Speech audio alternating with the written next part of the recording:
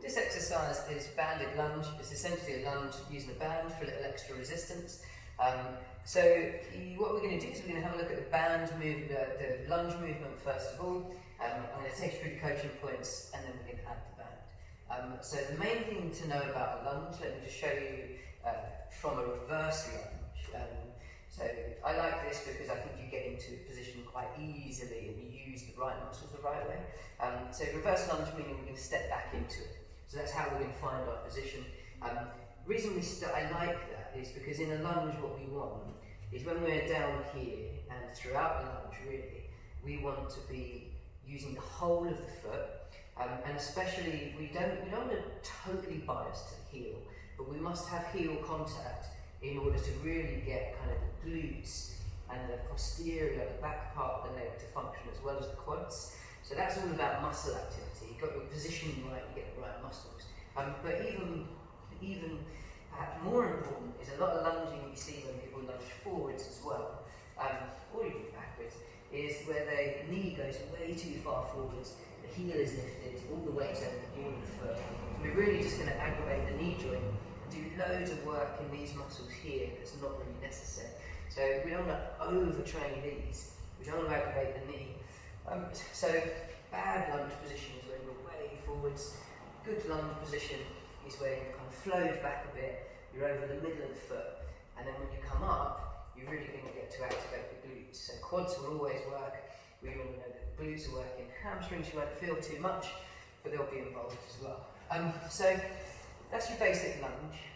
If I show you in a reverse lunge movement, then you can see, the weight distribution's pretty good.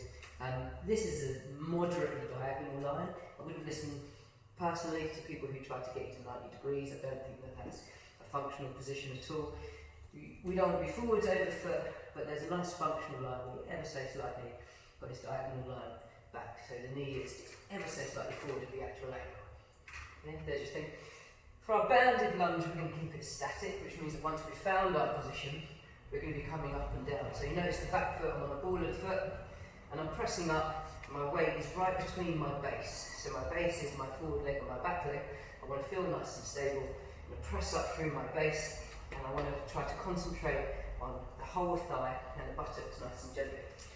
So how do we add the band resistance? That's dead simple. What we're going to do is we're going to get the bottom of the band underneath the heel, so we don't want to be too far forwards along the foot. There we go. And we're going to put this around the neck, but what we don't want to do is aggravate the neck or pull ourselves into a poor postural position.